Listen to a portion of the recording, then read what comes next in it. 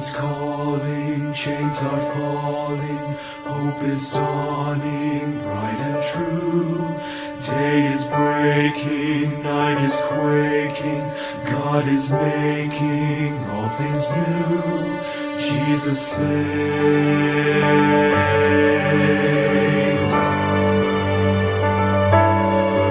Hear the heart of heaven beating. Jesus saves, Jesus saves. And the hush of mercy breathing. Jesus saves, Jesus saves. Hear the host of angels sing. Glory to the newborn King. And the sounding joy repeating. Jesus saves.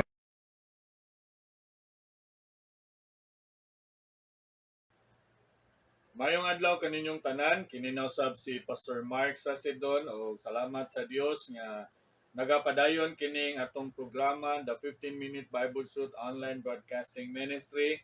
Ug amog yung tinguha mga higala nga ikaw nga magapaminaw karon makaangkon gyud og kinabuhing dayon. No kay ang kinabuhing dayon mga higala naalang ni Jesus Christ. Kung imong susihon sa Bible, naalang ni Jesus Christ ang kinabuhing dayon. Kay ang yawa gusto siya nga patuhon ta, nga maayo kay tang tawo, magbuhat lang tag maayo, makaangkon ta og pabor sa Dios. Ako nadunggan, nagtubo ko nini nga mao nga pagtulunan nga pag binuutan lang, maluoy ra lagi ang Ginoo nimo, basin pa og malangit ka, no? Paminaw mga higala, dili ni pamasin, no? Mahitungod nis kamatuoran sa pulong sa Ginoo. Kaya ang Biblia gihatag nini sa Dios kay naa diri ang kabubuton ug plano sa Dios sa atong kinabuhi. Ug ato ni angay sayran tungod kay kung dili ka masayod niini mga higala, mamatay ka ningon ang Bible, ningon si Ginoong Hesus, mamatay ka diha sa imuhang sala. Mamatay ka sa pagka-ignorante sa pulong sa Ginoo. Mamatay ka nga way kaalam gikan sa Biblia. Ngayon sa nining adlaw, wala kay padulungan sa imuhang kinabuhi. Kay timan niyang tinuod nga mga Kristohanon, mga higalan, makaingon siya nga sa nining adlaw, tungod ni Ginoong Hesus muadto ko sa langit. Makiguban ko sa Dios. That's assurance, no? Gikan sa Biblia. Makaingon ba ni ikaw ni ana nga usa ning adlaw moadto kag langit? Mahigala kay kung dili pa paminawa kini mao nga programa karon atong hisgutan kaning sa Efeso kapitulo 2 bersikulo 8 ug 9. Ningon ang Biblia, kay tungod sa grasya kamo nga luwas pinaagi sa pagtuo ug kana dili sa inyong kaugalingon kini ang gasa sa Dios, dili sa mga buhat basin adunay tawo nga magpasigarbo, no? Ningon ang Bible, kay tungod sa grasya kamo nga luwas pinaagi sa pagtuo. Kinsa may atong tuuhan? Walay lain mga higala si Jesus Christ. Kay kung imo siyang tuhuan nga imong manluluwas, ningon ang Bible, makaangkon ka og kaluwasan sa imong kalag. Kay ngano man kani atong lawas makasasala man ni sa abog ni gikan sa abog ni Pauli. Ang importante mga higala nga makaangkon ka og kasiguruan sa imong kaluwasan. Kanusa na nato maangkon karon mintas buhi pa ta. Kay kinsa may maminaw pulong sa Dios, kinsa may modawat nini nga kamatuoran kung patay na ka. Gani ningon ang Biblia sa Hebrehanon 9:27 kay gikatakda na nga sa usa ka tawo nga mamatay makausa human niya na mao ang paghukom. So ulahin na kayo kung imo pa siyang langay-langayon, mo bitaw ningon ang Hebrehanon kapitulo 2 bersikulo 3 unsaon nato pagpakikyas kung dili ta manumbaling sa maong dakong kaluwasan, no? Mo ni nga among tuyog tumong nini nga mao nga broadcast aron nga makadungog ka, mo desider ka nga modawat ka nini nga maong kaluwasan. Kay ningon ang Bible, kay tungod sa grasya kamo nga luwas pinaagi sa pagtuo. Gani gisumpayan diri ni Apostol Pablo og kini dili sa inyong kaugalingon kini ang gasa sa Dios. No? Kay kung sa ato palang kaugalingon ang kaluwasan, unsa pa may hinungdan nga nagpakamatay si Jesus Christ dito sa cross. Pwede raman day kang maluwas. Pwede raman day kang malangit pinagi sa imong kaugalingon nga pagpaningkamot. No? Gani na kuha na nato sa mga katigulangan ngayon sa lihok tao kay tabangan ko ikaw. No? Prinsipyo man sa kalibutan. No? Tinuod man nga sa sinugdanan pa lang sa kalibutan dito sa Garden sa Eden, sa diyang nakasala si Adan ug si Eva, giingnan sila sa Ginoo sa singot. Gikan sa imong singot ikaw sa imong paghago ikaw makakaon. Of course, mo trabaho mangyuta para makakaon ta, no? Kay kung di ka mo trabaho di sa kakakaon. Kung timan dili ra bagyo buot sa Dios, di gud mahimuot sa ang Dios anang taong tapulan. So manrabaho ta para makakaon ta, no? Pero higala nga atong gihisgutan ani kaluwasan sa tong kalag. Dili ikaw nagtrabaho niini. Kay kung kita palay mo bayad sa tong sala, impierno man ta. No, kay ningon ang Roma 6:23 kay ang suhol sa sala kamatayon. No? Kay kung imong trabahoan ang imong kaluwasan, ang imong madawat nga bayad mao ang pagka-impierno. Pero kung imo ning dawaton ng gasa sa Dios, ningon ang Bible kinabuhing dayon ni. No? Kinabuhing dayon ni. Sa ako nang gihisgot ganina sa Roma 6:23 ato tong basahon ang sumpay ni ato nga mao nga bersikulo ningon ang Biblia kay ang bayad sa sala maong kamatayon na pananggasa sa Dios mao ang kinabuhing dayon pinaagi ni Hesus Kristo nga atong Ginoo. So diri klaro kay ni Apo ningon sa Apostol Pablo kay tungod sa grasya kamo nangaluwas pinaagi sa pagtuo. So kung imong dawaton si Jesus Christ nga imong maluluwas, unsay madawat nimo kinabuhing dayon. Kinabuhing walay katapusan. Klaro kayo na mubitaw ningon ang Bible kini ang gasa sa Dios. Dili tungod sa mga binuhatan basin adunay tao nga magpasigarbo. Kay kung kita manggod mo trabaho sa tong kaluwasan, do na gyud tay kapanghambog sa Ginoo. Nigabot atos gingharian sa Dios, moingon gyud dayon ta Lord, buotan kay ko, daghan kay ko kitabangan. Ginoo, pila ka milyon ang akong rilisan og chiki, daghan kayo minilyon nga mga tao akong gitabangan. Tanawa, garbuso gyud ang tao.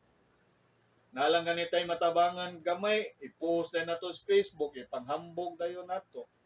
No? Panghambog dayon nato nga nakatabang ta. Kaysa itong una-huna, nahimuot ang Ginoo, basin pag malangit ta. Pero yung mga igala, dili na maoy huna-huna sa Ginoo. Ang huna-huna sa Dios, niyon ang Biblia, tungod sa grasya. Unsa man ang grasya, ang gugma na ug kaluoy sa Dios gihatag sa mga taong makasasala. Gani kun imong basahon sa Roma kapitulo 5 bersikulo 8, tanawag yun sa pagpadayag ang gugma sa Dios.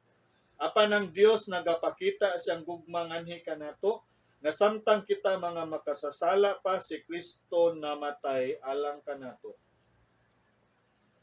Samtang makasasala pa. So mga higala, anhira nimo madawatan ang kaluwasan kung imo ang kunon yung makasasala ka. Mo bitong gitawag og grasya kay gugma ni og kaluoy sa Dios. No? Naluoy siya nato kay makasasala ta. Dako iyahang gugma kanato kay dili siya buot nga maimpyerno ta. But kung imong pilion mga higala nga magpaka-ignorante ka, imong pilion nga magpakita ka sa Ginoo nga arrogante ka, magpakita ka sa Ginoo nga kahibalo ka, ug dili ka modawat nini nga mga kamaturan diri sa Biblia, subo palandungon mga higala, di gyud ka kaangkon ug kaluwasan sa imong kalag. Kay kung mutuo lang ka, akong igagarantiya nimo sumala sa pulong sa Dios. Kung imo lang ning basahon sa imong Biblia, ngayon ang Bible kaluwasan ni sa atong kalag. Tanawa sa 1 Pedro kapitulo 1 bersikulo 9. 1 Pedro kapitulo 1 bersikulo 9, unsay sangputanan sa imong pagtuo nara nga nagadawat sa sangputanan sa inyong pagtuo bisan ang kaluwasan sa inyong mga kalag. Unsay gingon ni Apostol Pedro, sangputanan sa pagtuo, kaluwasan sa atong kalag. Nganong importante man nga karon ni nato maangkon ang kaluwasan tungod kay uwahin na unya ug ikaw mamatay na. Sa ako nang giingon ganina hukom na to siya. Munang karon gi-offer ni sa Ginoo nimo libre walay bayad. Would you imagine kaluwasan ang pag-adtog langit libre walay bayad? No? Ang uban himuan pag mga seremonyas, magbayad pa kag pila ka libo para nga moadto siya sa langit. Mga higala walay purgatorio sa Bible. Ay, ang naa sa Biblia, langit ug impierno. Maimpierno ta tungod kay wa nato dawata ang kaluwasan nga iya sa Dios. Malangit ka tungod kay imong nadawat ang gasa sa Dios nga maong kinabuhing dayon pinaagi sa pagtuo ni Jesus Christ. Ug hinaot mi nga mahimo ning matin-aw sa imong una-una. Ug among pagampo nga ikaw nga magapaminaw karon, usa nining adlaw makakaplag kag kaluwasan sa imong kalag. Ayaw pagpabilin anang wa kay siguro. Ayaw pagpabilin anang pagtulun-an mga higala nga way siguro. Kini nga pagtulun-an diri sa Biblia siguro ni. Ang baptist pundok ni sa mga taong sigurog langit. Ayaw pakig-uban anang mga way sigurog langit. Ayaw og pabilin anang pagtulun-an nga walay siguro. Relihiyon ray naa nimo gyud kay relasyon sa Dios. Kay kung makabaton ka nining kaluwasan sa imong kalag mga higala, ingon ang Bible, gasa ni, grasya ni, gasa ni nga imong maangkon sa imong kinabuhi, no?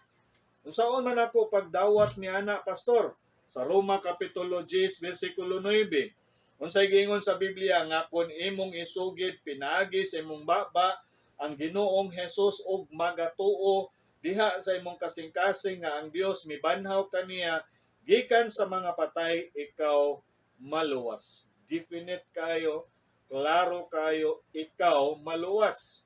Unsa na nga kaluwasan? Kaluwasan na sa imong kalag.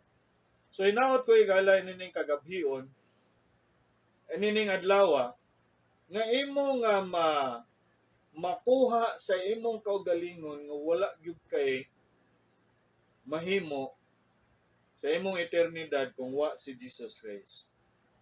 After ani nga maong pagtulun-an nato karon na ami ipakita nimo unsaon nimo nga moampo ka sa Ginoo, sundan na nga pagampo, himuan na nga personal nimo.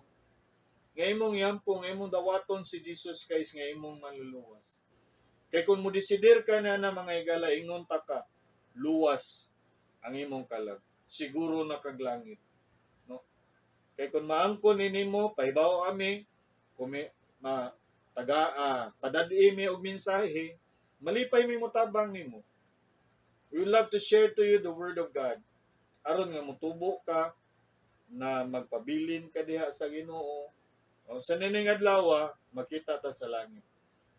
Ug higala kini na usab si Pastor Mark sa Sidon sa Emmanuel Bible Baptist Church, na may church diri sa Bagong Daan, Liloan, naapod may church sa Mactan, Kasanta, Suong, Lapu-Lapu. Ginaot mi nga ikaw nalamdagan ini nga adlaw karon.